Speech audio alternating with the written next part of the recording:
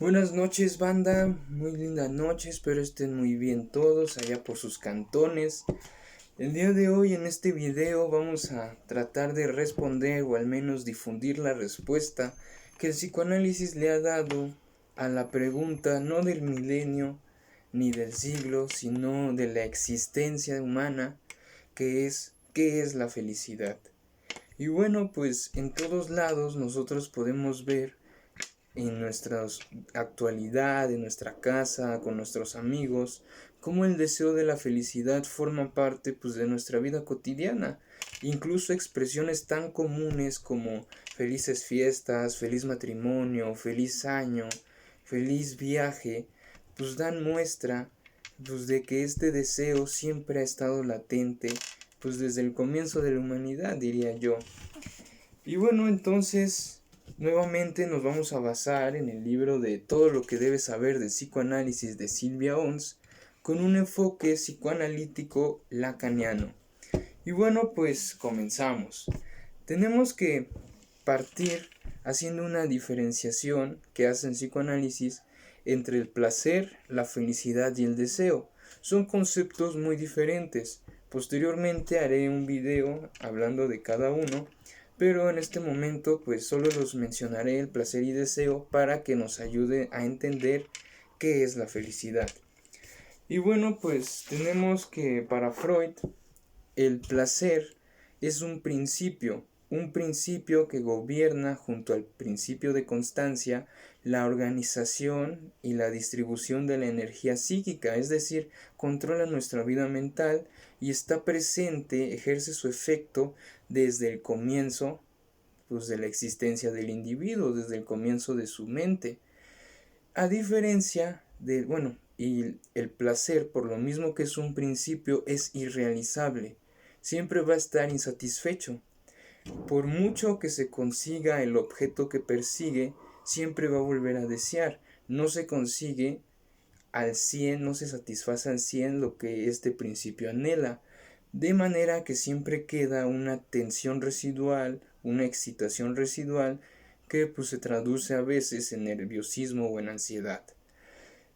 A diferencia del placer, que Freud lo entiende como un principio, la felicidad para Freud la define como la satisfacción, resultado de la satisfacción de necesidades corporales retenidas, bueno, necesidades retenidas. ¿Y esto qué quiere decir? Bueno, pues por lo mismo que son necesidades, pues le da tres características, que son parciales, la felicidad es parcial, transitoria y episódica, igual que la vida misma. De la misma manera, la felicidad depende de los contrastes, de la disparidad. Básicamente, somos felices porque también somos desdichados en algún grado, en algún momento. E incluso se puede concebir a la felicidad como el antídoto a las desgracias de la vida, a la dureza de existir. Entonces, pues por lo mismo que depende de nuestra constitución, pues se puede decir, y bueno, más bien decía Freud, que el propósito de que el ser humano sea feliz no es parte del proyecto de la creación. ¿Por qué? Porque no podemos estar felices todo el tiempo. Y solo cuando se presenta este estado, sí se presenta con un alto éxtasis, pero también con una muy breve existencia en el tiempo. Es fugaz, muy rápido. Y bueno, pues pasando con la siguiente lámina, entonces tenemos que la felicidad no solo es episódica, no solo le gustan las disparidades, sino que depende de ellas. Y precisamente la felicidad, nos dice Freud, es valiosa por su rareza en el tiempo. Entonces, ocurre muchas veces, e incluso Freud en un libro llamado Sobre la transitoriedad, nos pone un ejemplo en el que, bueno, este libro habla más específicamente del placer estético, pero también toca parte de la felicidad. Y en este libro cuenta una anécdota en la que él va a un museo con dos amigos y uno de ellos es un joven poeta pero ya famoso. Y bueno, pues están en el museo y llega un momento en el que se sienten maravillados por el ambiente en el que están, por los marcos, por las pinturas. Sin embargo, el poeta no se siente feliz plenamente. ¿Por qué? Porque le preocupa que toda esa belleza, que toda esa gloria, magnificencia, está destinada a perecer. Algún día va a dejar de existir por muy hermosa que fuera. Y más aún porque este episodio, esta anécdota se desarrolla pues en la Primera Guerra Mundial. Y pues por un lado, pues la guerra pues incrementa estas preocupaciones del poeta de que todo lo hermoso es perecedero. Y entonces pues nos dice Freud que bueno, esta actitud surge de la desestimación del carácter episódico de la felicidad. Y ante esta desestimación pueden surgir dos tendencias, o la tendencia de hastío del poeta del mundo exterior, de que se priva de gozar para evitar sufrir, de la misma manera como por ejemplo escuchamos gente que dice, no, pues es que no me enamoro para evitar el desamor. Entonces pues sí, se privan de un sufrimiento, pero también de un placer. Y la otra alternativa que nos dice Freud que pueden adoptar las personas que desprecian lo episódico de la felicidad es la rebelión contra la fatalidad, contra la muerte, contra la aniquilación, la negación de nuestro destino final. Y bueno, esta es la solución que, pues, por ejemplo, propone el filósofo existencialista Albert Camus, la de rebelarnos contra el destino. Pero Freud, sin negar, bueno, Freud nos dice que esas son las actitudes que surgen de las personas que desestiman lo episódico de la felicidad, pero que la felicidad, lo episódico, lejos de quitarle valor, es lo que la vuelve valiosa, la vuelve única, la vuelve irrepetible. Y ahora sí que las cosas son bellas por nuestra percepción, o sea, no son bellas en sí mismas, son bellas porque las percibimos bellas. Y si nuestra percepción está condenada a perecer, de la misma manera, aquellos artículos, aquella belleza también va a desaparecer.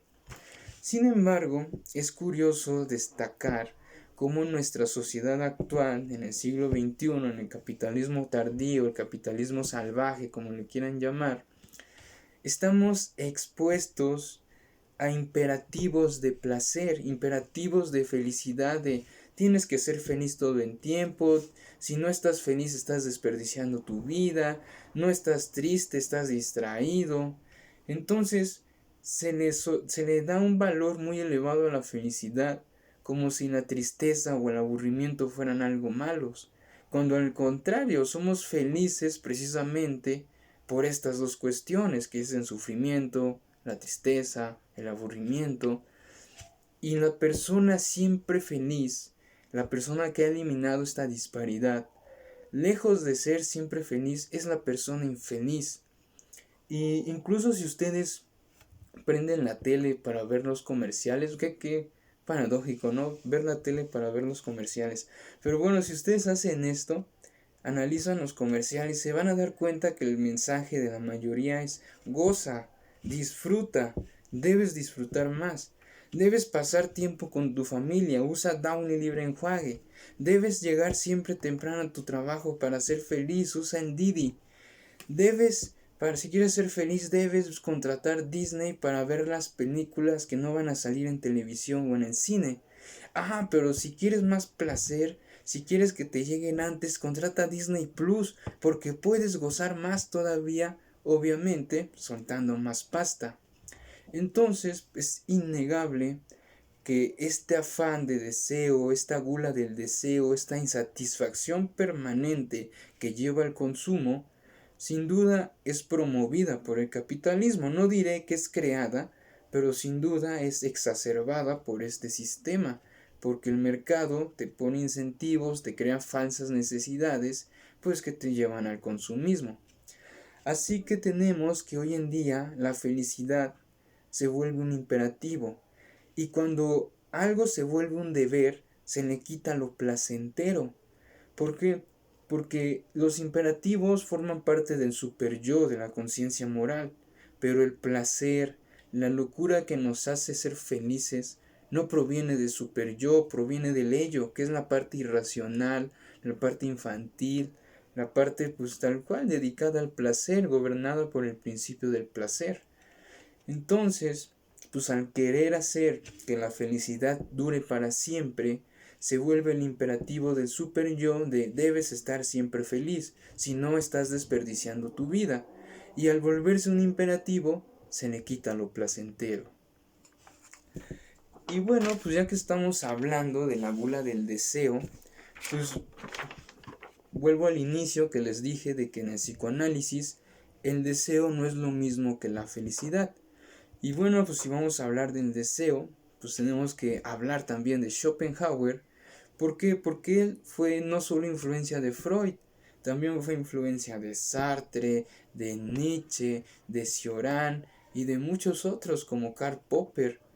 Entonces, bueno, una ligera embarrada al conocimiento de Schopenhauer es que este filósofo con una orientación, ahora sí que oriental, impregnado de las filosofías orientales, propone que el ser humano está condenado siempre persiguiendo deseos, un deseo, una voluntad irrefrenable, ciega e incontrolable que nos guía a una felicidad imposible, en la búsqueda de una felicidad que nunca vamos a alcanzar.